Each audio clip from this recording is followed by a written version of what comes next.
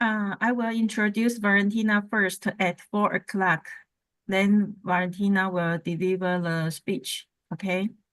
So let's wait for maybe more than 1 minute. Okay, thanks.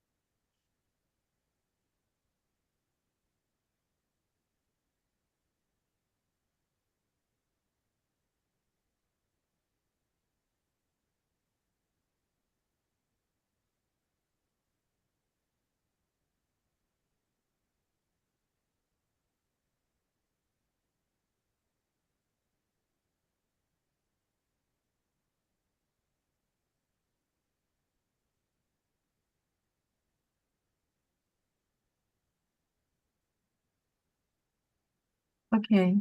Hello, everyone. My name is Tingjia Xu.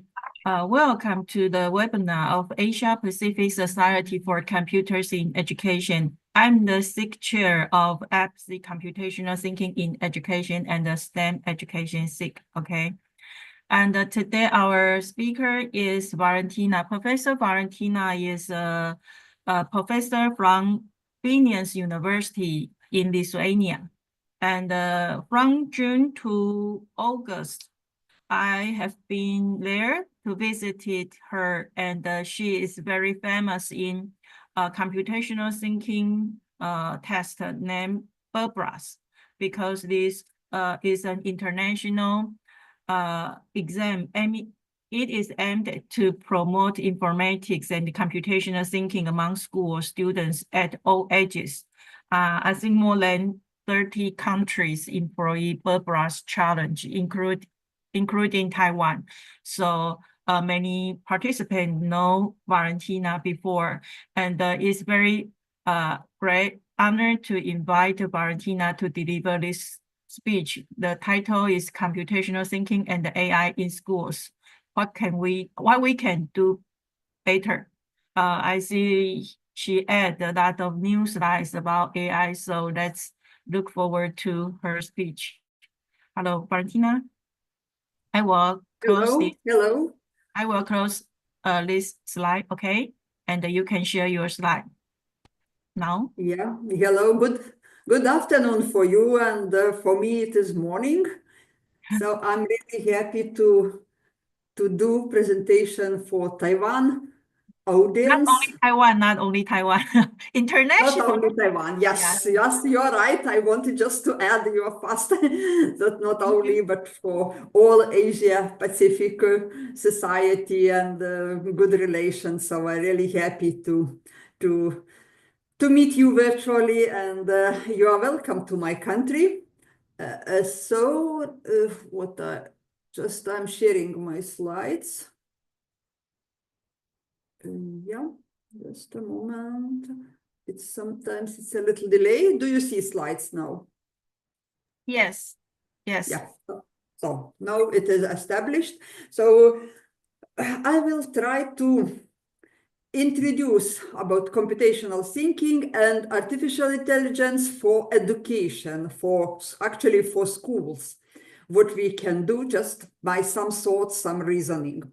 As already Professor Timcha introduced me, that I'm from Lithuania, from small country on the Baltic Sea, and a very green country, but now it is autumn, almost winter. It's colder. It's we struggle. It's not so many sunshine, but it's nice country.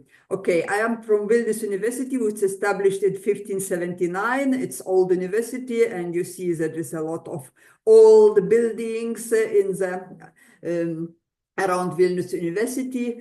And the Vilnius University is classical university with many faculties, and I'm from Faculty of Mathematics and Informatics. And now we will start at first a little about computational thinking, then about artificial intelligence, and we will see if we can do discussion and if we can get some thoughts from my talks and some ideas to do something better. Terminology, it's, especially I wanted to introduce that computer science and informatics in my talks is the same. Of course, there is like computing also used in UK because they use in schools computing. In some country, of course, in Europe, there are many words because we translate in our own language. And information technology is slightly different because we focus more than on technology and the computational thinking, what is my talk now around, is actually also it's big part of computer science or informatics. So I like this word informatics better because in our country we call informatics is like the same like in Germany informatic, or in France also is a subject called informatics.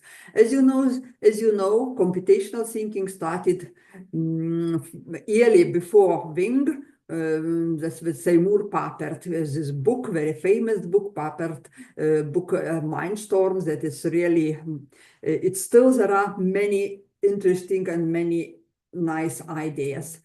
Another book that I would like to recommend you, this is a short book. It's written by two professors. One is from States, and Professor Denning, and another is from Finland, Matti Tedre. And in this small book, they made this overview of computational thinking and relations between computer science and computational thinking. What is really important that they stated that this computational thinking opened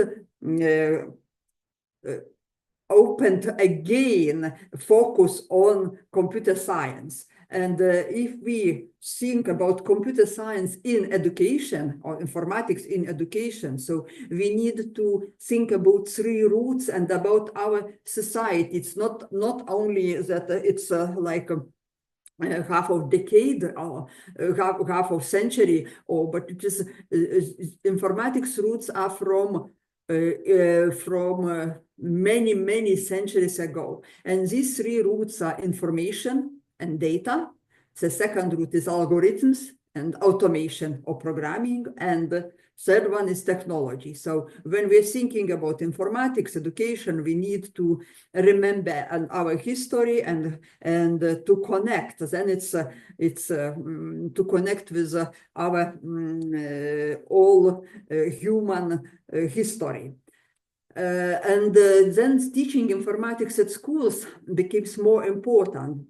And that we need not only to use technology, what is information technology, but to understand, to contribute to the development of the world created by humans. And when we focus on this creativity, then we can bring informatics education better and more interesting to our students, to our teachers also, because they can contribute to this and contribute by developing some new tools or by creating new apps or programs or in many ways.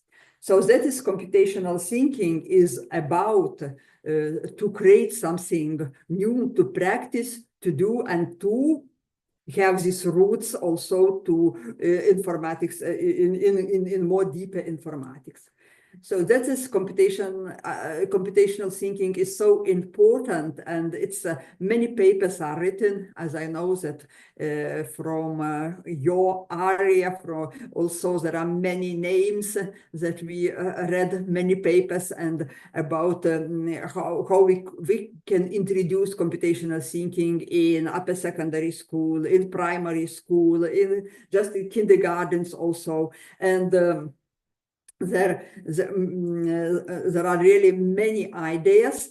And one of, because I'm based in Europe and in EU countries, among 27 countries, I was invited, my team actually was invited to do research a couple of years ago. And it's called Reviewing Computational Thinking in Compulsory Education. I stress this word, that compulsory education, because it's like for all of schools and kids.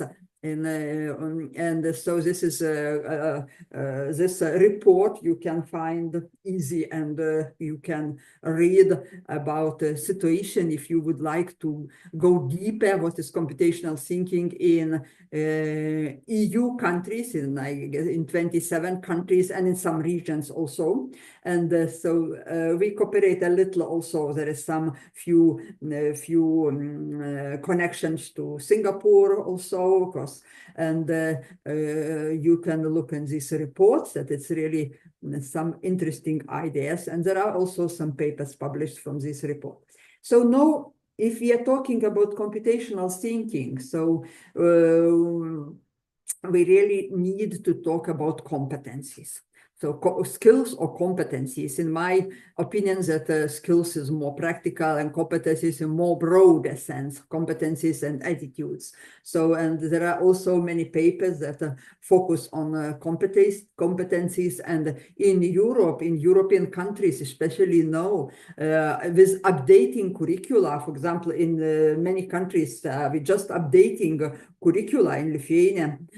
Also, we not only in informatics, but we updated all curricula from grade 1 to grade 12 for K-12 education. And then big focus is on competencies. But of course, it is not easy. It's not easy goal. But, and I like this this schema or poster taken from UK. They renewed in this teacher education and barefoot web page, that it's of course it is too little concepts, but it's you can see that the most important computational thinking concepts like logics, algorithms, evaluation, pattern, decomposition, abstraction. Of course, we can use more concepts, and we are using in different contexts, but these concepts, like for example, like algorithms, it's probably like half of all activities and half of all education on computational thinking. It's taken by algorithms. And what is really important that we need to think about approaches. From one thing is concepts, competencies, from other is approaches, how we teach. And there are many methods and many ways to teach computational thinking. And so, as I already mentioned, that algorithms or algorithmic thinking is very important in computer science education, in computational thinking education. By the way, many of these pictures in my slides are generated by AI. Also, I used just AI, and it's to make nicer, as you are using also. And I like also this schema. It is also taken from one of the books. There is references below that what is relation, computational thinking, computer science, or informatics, and also programming or coding. And from one side, it seems that, like as I mentioned, Denning and Tedret in the book, they are telling that computational thinking is almost in computer science, and this is all roots are in computer science, of course. But nowadays, many other subject areas would like to develop computational thinking, and it is like biology or all other sciences, physics, and so on. That's why computational thinking, the skills needed not only in computer science, but also outside, and we need to think which practice we can give to our teachers. We can educate our teachers that they can educate computational thinking skills for all kids in different areas. Just I already mentioned that in Lithuania we just updated curricula 2 years ago. Was all subject curricula updated, and in Lithuania we have good position with teaching informatics, that we have a subject informatics from grades 5 to until the end of school, and in primary school from grades 1 to 4 we now introduced integrating informatics curricula. And as here in this slide I showed that we focus on 6 areas, but mainly 4 areas is the most important. And as you see, algorithms and programming, it's like half of course is focused on algorithms and programming. Of course, data also is very important, and digital content creation. I would like to focus on this word, creativity creation. It means that it's not attention is on to create digital content. It's using different tools. And it's a computational thinking implementation in curricula. So in curriculum in different countries, as I mentioned, this reported now in Europe, all countries introduced computational thinking in their curricula in one way or another way, as a separate subject, for example, like in Lithuania or in Croatia, and as totally integrated, like in Finland or Sweden, they integrated computational thinking in math and some other courses.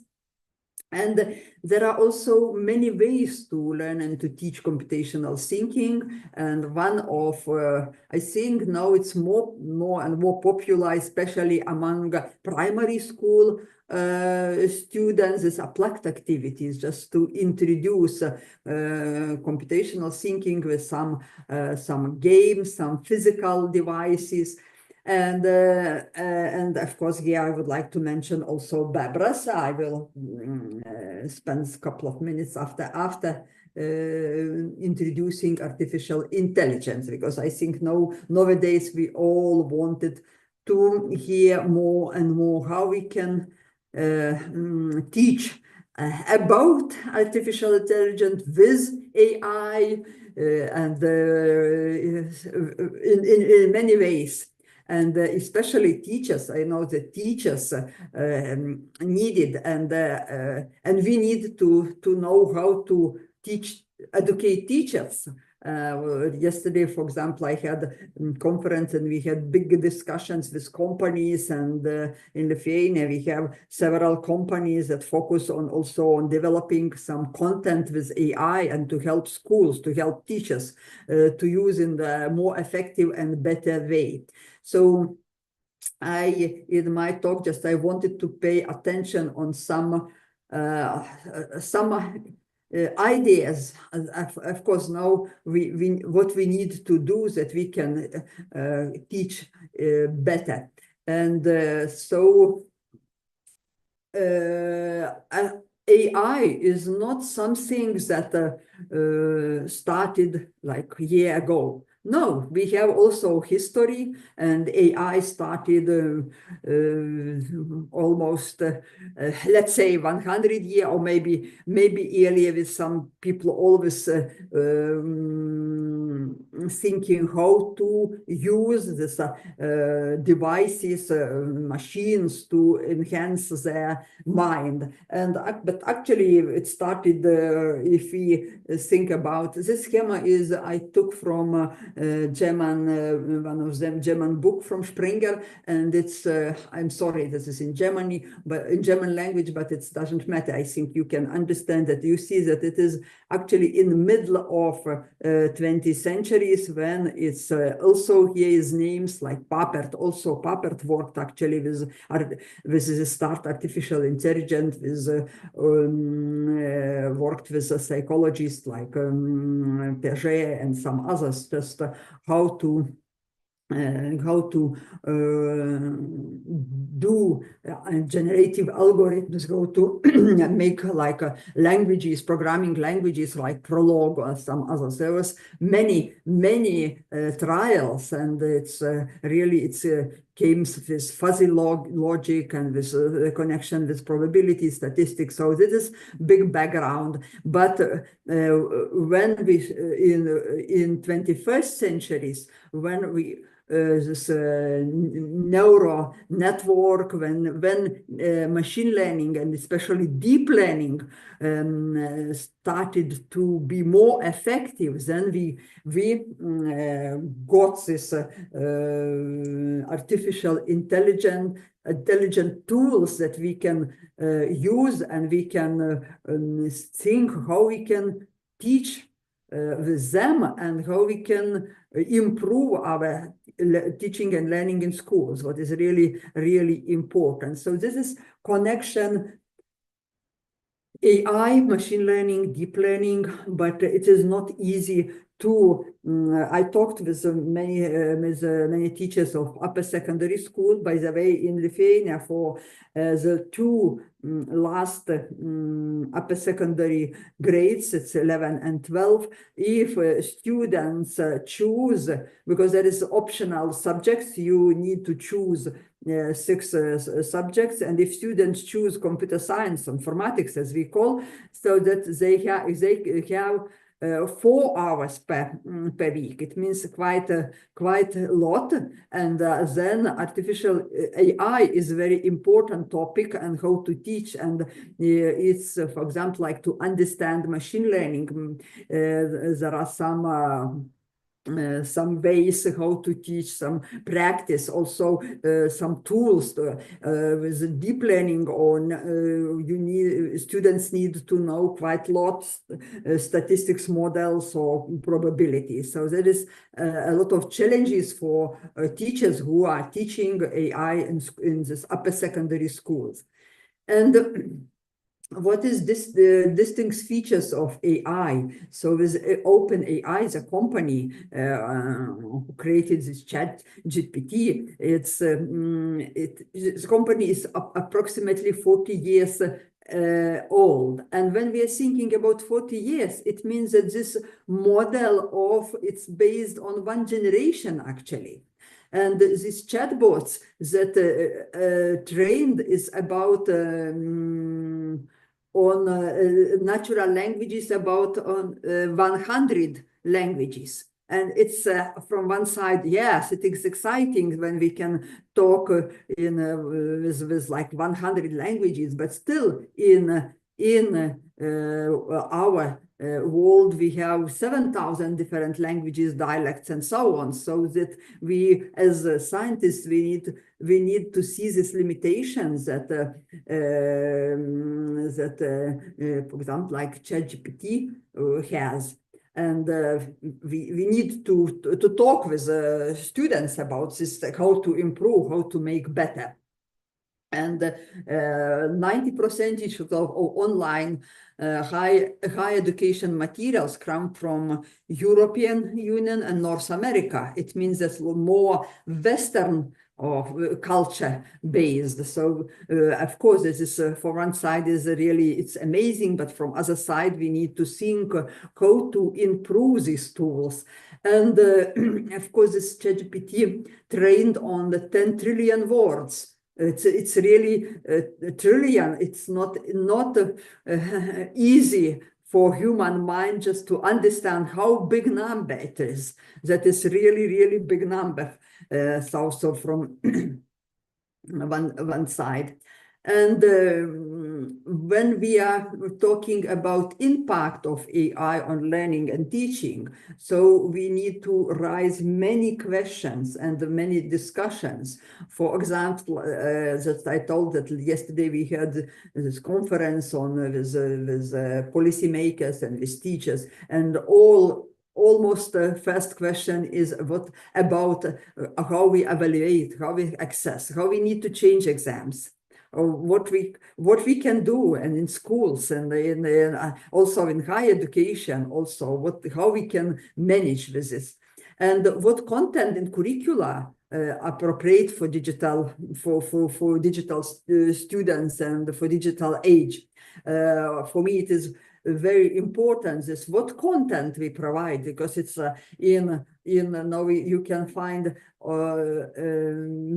many things in internet and to ask ChatGPT or other chatbots, but how we can guide students to learn what they would like to learn, and also about teachers, because we all are teacher educators, and it means that how we can balance this between humans and machines, also emotional intelligence and technology, and how also AI change educational systems, and how it shape role, and what I talked about competencies, but who knows what competencies are needed in the digital age.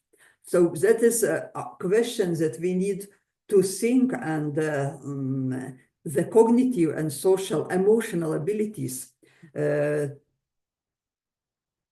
interrogate the machine by asking the right questions will be critical. To ask the right questions, one needs independent judgment, critical thinking, emotional intelligence. So it means if we for questions, questions are important for ourselves also, and that's one of important things also is we need to teach our youngsters how to ask questions, and how to evaluate results and ask again and again questions that you can get results or products that you would like to get. And nowadays there are many books about in connection with AI, how we can introduce, how we can use, how we can teach. And I like one of the, I would like to mention some of them, but of course it is your choice if you like or don't like, but just to know. And I like this term put by a scientist called Newport. He is writing about selectionism, that how to select information. I think it is really now important that how we can make more minimal, and you see one book is digital minimalism, that sometimes we all just like lose our time in digging and getting a lot about everything, but we need not to lose our goal. If we have question and would like to do something, we need just to make selection and to make this information available and what is necessary for us. That is, selectionism is really important, and it is this skill or competence is also important to teach. It's not like you just can learn in 1 minute. No, it is you need to practice. UNESCO guidelines is on AI in education is really important. They are short and more laconic, and of course there's a lot of attention on safety and appropriateness for teaching and learning. In this my talk, I am not actually touching on ethics or safety, because that is really important, but there are a lot of also books and ways how to teach and how to practice. But I would like more to focus more on other areas or parts of how to bring AI to education. And so we book of scientist Shah has interesting and more practical things how AI we can bring in future education. This is a book published last year, and there is talking about adapting pedagogy and also curricular development. I think that it is really important in teacher education that how we can use and how we can introduce AI in new curricula. Shaping future shaping future of learning, the role of AI in education in 4.0. So there is some promises what we can focus. And I like that he is in World Economic Forum. There is from World Economic Forum taken 4 keys, 4 the most important ideas that we can, let's say, improve or focus when we are talking about AI. So first one is support teachers' roles and automation. Second one is refining assessment, as already I mentioned, this rethinking examination and assessment. Third one is AI and digital literacy, that it's AI can improve digital literacy in more effective ways. And the fourth one is personalization. Personalization is it's nothing new, I would say. We are talking about personalization maybe 20 years and before also, but we haven't good rules, effective rules to bring personalization in practice. And now with AI, now probably we can do it in each school, in each classroom. But of course, we need this to learn tools and to bring to classrooms. Here is some also other ideas from the World Economic Forums that we can improve in using AI in these areas. So that personalization is really important, that we can know bring to the practice and to adapt to the student learning process to minimize burden. About content creation, AI can help a lot, and now it's helping with many. You are using with different pictures and pattern recognition and so on. For example, like we can digital lessons generation, for example, like Guru Shalas, that we can learning platform and many platforms. So information visualization, it's really interesting and much easy to do and to make slides or content more understandable and visible. So, and we can, what is also important, that we can know frequent update content. It's not like we really like to write textbook. It usually took several years, and probably with help of AI we can do faster and update necessary areas. And AI can help for adaptive access in classrooms. So this is like a classroom grading, feedback systems. AI can help in teaching visually and hearing impaired students. So it is with some virtual improves this virtual education. Also can be AI can assist in developing and upgrading curricula by analyzing educational trends. We are talking about already about learning analytics for many years, also again like 20 years, but with AI help, with AI integrated in these systems in learning analytics. So it can be, the process can be automated and matched to curricula and specific objectives especially. There are some mentioned about self-directed learning via conversational with AI.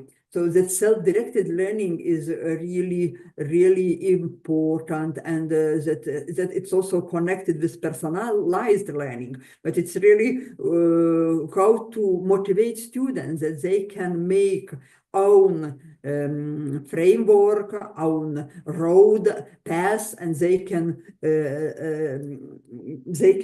learn by themselves and by guided AI, by personalized guidance. But again, we need, all of us, we need to get such skills to put attention on such a self-directed learning. Policymakers talks a lot about closing the skill gap. It means that in many countries where is not education is no needs more teachers, and teachers is not enough, that probably AI can help and address these skill gaps and deliver widely available opportunities for students to upskill. So there is also one area that it's really we need such AI and machine learning powered software. Feedback is also connected with assessment and evaluation. So that is customized data-based feedback that we can, that learners can immediately to get feedback in many areas and activities what they are doing. And examination, I already told that this automatic assessment can significantly reduce correction time and provide better feedback. Special education support is really, really very important, because we all are talking about this inclusiveness, to include all students with diverse needs, and AI can assist in not only in improving education, but also in diagnosing learning abilities in early stage. And AI can facilitate the creation of inclusive classroom by providing real-time translation and captioning services, for example. So one of the questions is that teachers, at least in my country, they're always asking what we need to do to stop pupils using AI to cheat, or students to cheat. Yeah, I spend a special digging in the literature what we can, well, of course it is one thing is educate on ethics, and we have really good experience. I can share my experience from, like, when we established this Bebras challenge 20 years ago. Then first, like 5 years was that in Lithuania was a lot of cheating, that because we did also online. And then teacher, in some just the cases was like half of classroom provides the same results. And of course, in automate, we can see that something strange, that answers are the same in some, like, let's say in some X school, you have half of classroom, all the same answers. And we talked, and we phoned, sometimes we talked in workshops, and no, each student, when they started the challenge, they agree on this honest that they will do, because we explain students that there are different models when we agree to use, for example, working in pairs. It's okay when we working in teams. But if you ask to be alone to do some test, you need also to be honest and to be proud. And now it works. Actually, the last decade we almost do not notice this cheating. So it means means that if you educate, if you talk, then it's you can get results. So that is one is that is, but it is not only my ideas. I also took from many papers that suggest how we can prevent, how we can educate this cheating, and especially now with using AI. Also, there are some other suggestions, for example, like promote originality. Of course, we need to revise our as teachers, as educators, we need to revise our assessments, how our assignments, what we would like to get from students, and we need to focus more on like originality, creativity, and not only like easy answers that AI or ChatGPT can provide. And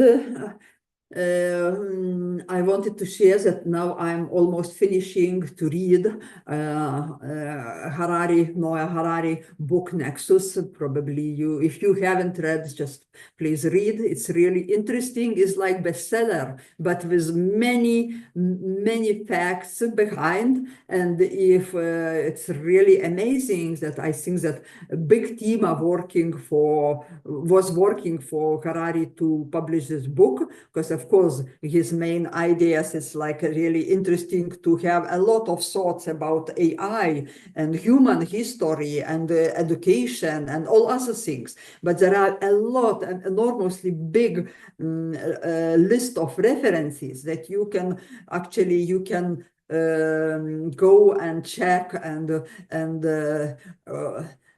what is really actually when we're thinking about ChatGPT, at the moment he doesn't provide you correct list why he thought, why this is a big, what we are missing now, maybe with Sage, with some connection, but it's actually need to provide argumentation, and based on which data, which information you have one or another decision. And Harari in the book, really, he almost each paragraph are connected with literature, scientific literature, with all sources. So that is, but it is really a big pleasure to read this book. And it is not actually, it is quite, I would say it's not pessimistic. It's actually that encourage people to think deeper, and that we can create better world in the 21st century. And in communication ASM, I found blog leveraging computational thinking in the era of generative AI. And what is also many interesting ideas that connected computational thinking and AI, and makes it that we need actually to educate computational thinking skills, competencies, using AI, using all tools, what is developed now. And this is a book probably from, that edited by Professor Kong and with Professor Abelson, that there's really many interesting papers. There is collection of papers, and this book is available free of charges on Creative Commons licensing. And my talk, I would like couple of minutes to spend on Berbers, what's in Taiwan, it's or in other countries is well known, and this is International Challenge on Informatics and Computational Thinking, and main goal is to develop computational thinking, as you see, and inseminate concepts of informatics, and students are welcome from 5 years old until school leaving, and from all pre-primary until seniors. And at the moment we have more than 80 countries, but if we are looking for data for last year, so we got reports from 70 countries, and it's almost 4 million students participated. And as you see that in full members is in dark blue that is covered, and in provisional members, actually these members who are just entered for a couple of years, but they will become full members in a couple of years. And as scientist, I always interested in research papers. And for example, I asked Google Scholar, and during during 23-24, so we had already more than 500 papers that is computational thinking connected with Bebras. And also I wanted to connect with, again, with Seymour Papert, Mindstorms, the book that I think that it's a really interesting idea, that it's not old and we can still get some interesting ideas from the book. And Papert made this concept mind-sized bytes. And I would say that Bebras tasks is exactly this mind-sized bytes, that is small tasks with powerful concepts, with powerful ideas. For example, like you see, this is for small children, with some, but this is big ideas, is like graph or some ideas behind, something like pattern recognition and logics behind of these tasks. And I took one task that this is German developed task that already connected with the teaching AI, for example. Of course, this is like some recognition, like pattern recognition, but it's we need more and more tasks to introduce AI with this small 4 minutes tasks that we can introduce students, and guess how many smiling faces are detected on this image, and his answer on the right corner. And another task can be with decision tree, but with decision tree it's I would say it's classic, but we're still struggling to get better Bebras tasks on let's say on understanding teaching AI. So, and Bebras is methodology based actually on the small things, that less is more, and on doing, solving, enjoying. And when you solve, you need to discuss and to create deeper digital learning culture. So thank you. Okay, really Questions? amazing. Yeah. Valentina has truly made a significant impact on the world. I just know from this speech that there is more than 70 countries having Bebras challenge.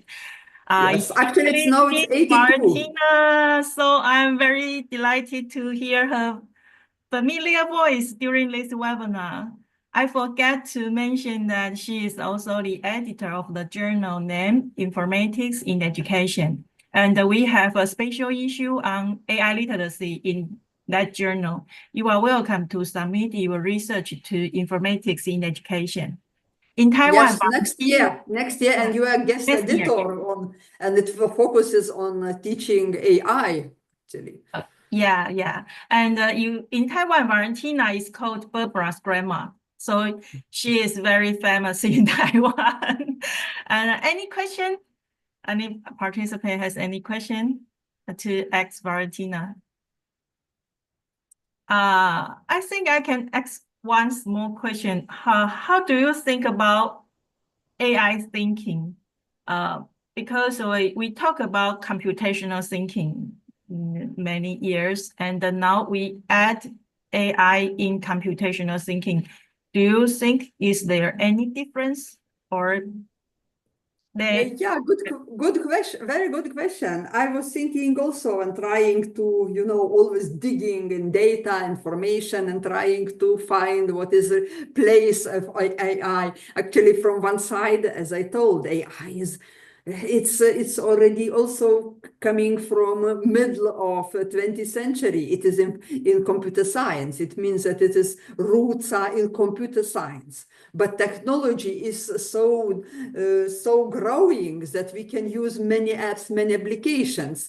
And computational thinking also is roots are in computer science, but applications are, and people like to this computational thinking. People are not only this like researchers and especially policymakers, because this computational thinking is more promoting in countries in curricula. And I think now AI is very attractive.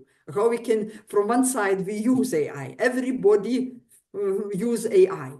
But from other side, as from computer science, we need to think about how to not only to use, but to understand how to use and to use in the best way.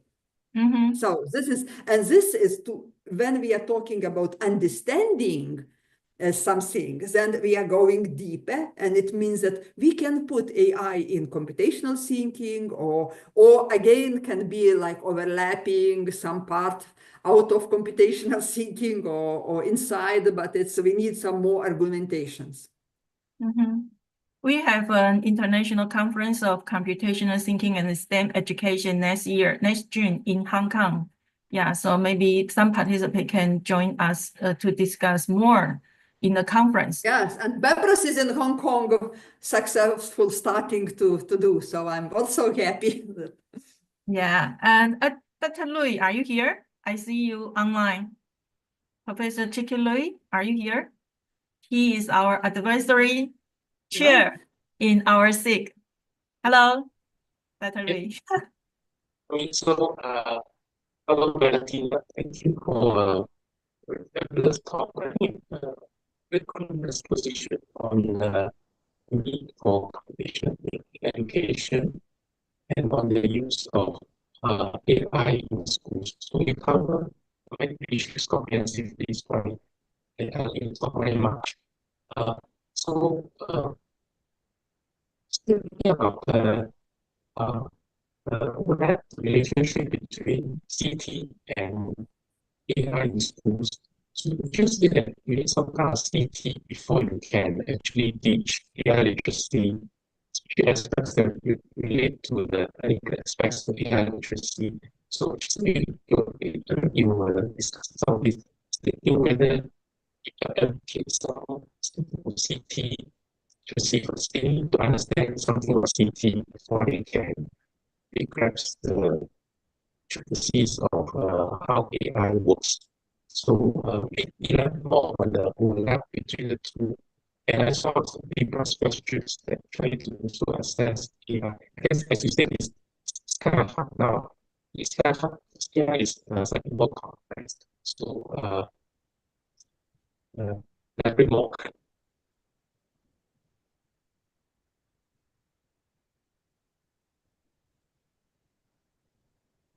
Valentina, can you hear the question clearly? No, because I got some phrases. Some phrases was interesting, but I tried to, but I cannot catch question. Can you? Yeah, I also cannot hear clearly because the network problem from Hong Kong, I think. Dr. Lui, your network has some problems, so the audience and the speaker cannot hear your content clearly. Which is important for the session. No, the voice has some problem. I hear some phrases. It seems like interesting, but I cannot hear all sentences.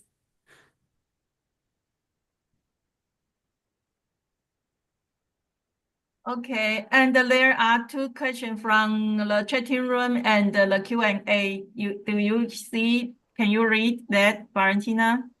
Yes, The first question is about computational thinking in science education. Yeah, I see. And yeah. Yeah, this is about question about integration of computation in science education. Yes, as I already mentioned that, yeah, computational thinking is it's needed for all activities and in all subject areas, and especially science education.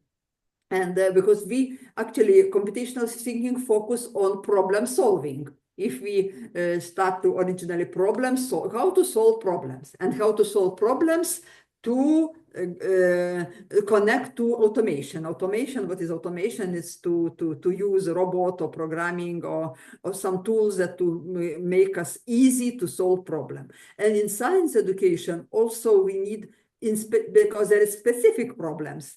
In each subject, there is specific problems that we need to solve. And for example, like in biology, maybe you need some specific, but it's computational thinking also needed, because you need to teach students how to solve your problems using automation, using some automated tools, because now we cannot do to solve real world problems without automation. Is it clear? Yeah. And also STEM activity, the interdisciplinary activities, and integrated to science education and computational thinking. And there is one more question from Q&A. The audience say that I'm not sure she or he is teaching a class on computational thinking with introduction to programming. And the teacher tells students that they can use AI to help them to learn a coding concept. But there are still cases when the teacher check coding assessments, some submit AI-generated code. So the teacher want to ask you, do you have any idea or suggestions about this? Yeah, that's we had many now the stories that using Copilot or some other automated to automate the code. It's again, there are some opinions that maybe not to use or some, but it is the same, like I would say it's the same like using vocabulary or using translator or using the most important is to teach students to use these old tools, but critically, that they can explain how they're using, they can understand, and especially that they can argue that what they get, that it is really right solution. Because this is more higher skills, I think. There is more higher competencies. But we are in this reality in the world that we cannot, from just to make limitations not to access students. Anyway, they will access. But we, as educators, we need them to teach all these innovative tools in proper way, that they can gain and they can reduce, like, let's say, robust work, but they need to understand what ChatGPT or the Copilot or some other tools generate for them, solve for them. They need to understand, to explain, and especially to check, to test that it is really right solution, that it is getting right, let's say, area and satisfied some criteria. Then we need to teach our students now to be more and more experts, let's say, as experts in some small areas, in one area or another. And I see from your slide that you are adding AI concepts into Barbara's challenge, right? In near future, you are going to do this, and maybe from figure or some AI concepts. I just see from your slides, yeah. So maybe the student not only learned from practice, they can also learn from the unplugged material to we also try to develop some AI board game, but we need time. Yeah, we need to collaborate. Looking forward to share with you. Yeah, with some, like, to teach, like, let's say some like unsupervised learning or supervised learning or decision trees. It's also like classic AI. But students probably need just to understand a little how machine can learn. There is we can put these small pieces like in puzzle, one piece, another that, and in this way, students can get some impression how it works. And there is one more question from the chatting room. Can you read it?